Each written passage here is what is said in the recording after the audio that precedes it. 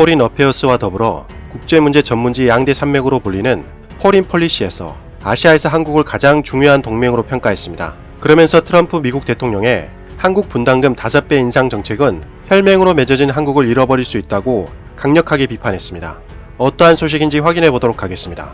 구독과 좋아요는 영상을 제작하는데 큰 도움이 됩니다. 꼭 부탁드립니다. 포린 폴리시는 겨울로 발행되는 미국 잡지인데 1970년 문명의 충돌로 유명한 작가인 세뮤얼 헌팅턴과 워렌 데미안 만셸에 의해 창간되었습니다. 포린 폴리시는 최근에 점점 더 공격적이고 권위주의적인 중국이 미국의 주요 라이벌로 부상하고 있는 상황에서 미국이 가장 중요한 동맹국인 한국을 잃는 것은 냉전 초기의 서독을 잃는 것과 같을 정도로 치명적이라고 평가했습니다. 그러면서 포린 폴리시는 한국이 왜 중요한지에 대해서 상세히 설명했는데요.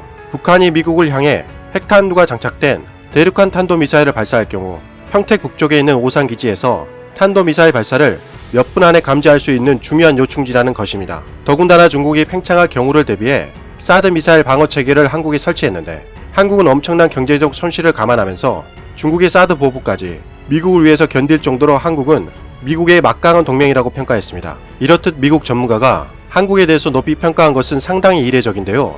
아마도 최근에 일본의 무능이 정말 큰 역할을 한 것 같습니다. 원래 미국은 중국의 팽창을 막기 위해서 인도태평양 전략을 수립했는데요. 일본은 상당히 중요한 동맹으로 평가했었습니다. 그런데 연이은 실수로 일본의 가치가 수직 하락하게 된 것 같습니다. 현대전은 정보전인데 일본은 북한이 탄도미사일을 발사할 때마다 제대로 파악하지 못했습니다. 간단히 예를 들어 일본 정부는 탄도미사일 한 발을 2발이라고 오인하는가 하면 탄도미사일 궤도 탐지조차 제대로 하지 못했었습니다. 심지어 방사포를 탄도미사일이라고 아베 총리가 발표해서 국제적인 망신을 당하기도 했습니다. 왜 일본이 한국과 지소미아를 유지하려고 필사적인지 드러나는 대목입니다. 이렇듯 일본이 군사적으로 형편없는 것이 드러나자 미국 입장에서는 자연스레 한국의 지정학적 가치가 급상승할 수밖에 없었을 것으로 보여집니다. 더군다나 미국과 쿠바의 관계에서 알 수 있듯이 한국은 중국의 수도 베이징에서 미국의 우방국 중에 가장 가까운 지정학적 위치에 자리 잡고 있기 때문에 대단히 중국에게 위협적이라고 할 수 있습니다. 포린 폴리시는 다시 한국 방위비 분담금에 대해서 얘기를 이어갔는데요. 주한미군을 포함한 미국과의 안보관계를 47억 달러에 맞춰 한국을 흔들어 놓는 것에 대해 정당성이 없는 터무니없는 요구라고 폄하했습니다. 트럼프 대통령이 주장하는 것처럼 미국 주요 동맹국들이 일반적으로 방위에 무게를 두지 않는다는 주장에는 어느 정도 타당성이 있지만 한국에 대해서는 그런 말을 할 수가 없다는 것입니다. 왜냐하면 한국은 2018년 국내 총생산의 2.6%를 국방 예산으로 지출해 나토의 2% 기준치를 훌쩍 넘었을 뿐만 아니라 독일의 GDP 대비 국방 예산 1.2%와 일본의 0.9%를 비교하면 엄청난 수치라고 강조했습니다. 기사에 따르면 현재 한국은 세계에서 가장 큰 10대 국방 예산을 지출하고 있는데 금액은 400억 달러 이상을 사용하고 있으며 한국의 계획대로라면 2022년까지 전 세계 랭킹 6위 안에 들 정도로 무섭게 국방 예산을 늘리고 있다고 기사에서는 보도했습니다. 그리고 한국 국방 예산의 상당히 큰 부분은 미국과 주한미군에 지불된다고 보도했습니다.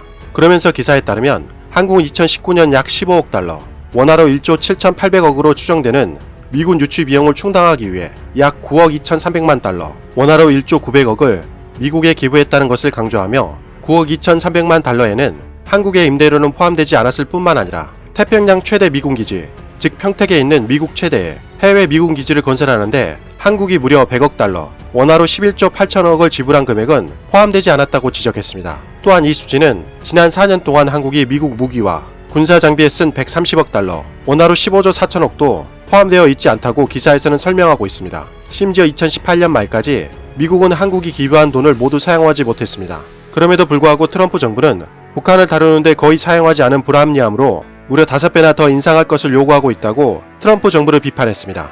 이것은 상식 밖의 일이며 미국 협상 태도 역시 지적했습니다. 이틀로 예정된 한국과의 방위비 비용 분담 협상에서 제임스 드하트 미국 수석 협상관은 불과 80분 논의 끝에 걸어나왔습니다. 또한 해리스 대사는 국회정보위원회 위원장인 이해운 의원을 불러 국방기여금 확대를 호소했으며 30분 동안 대화하면서 50억 달러라는 말을 20여 차례 한 해리스에게 이해운 의원은 나는 수십 년 동안 많은 대사를 만났지만 이런 일은 한 번도 경험하지 못했다고 모욕감을 드러냈다고 한국 입장을 전했습니다. 그러면서 트럼프 정부의 주한미군 분담금 5배 인상 요구 때문에 한국 국민들은 초당적이고 압도적으로 혐오감을 드러냈다고 기사는 보도했습니다. 상황이 만약 이렇게 흘러간다면 한국이 핵무장할 수 있다고 전하면서 그렇게 된다면 상상해보라면서 우려를 표명하며 기사는 끝을 맺었습니다.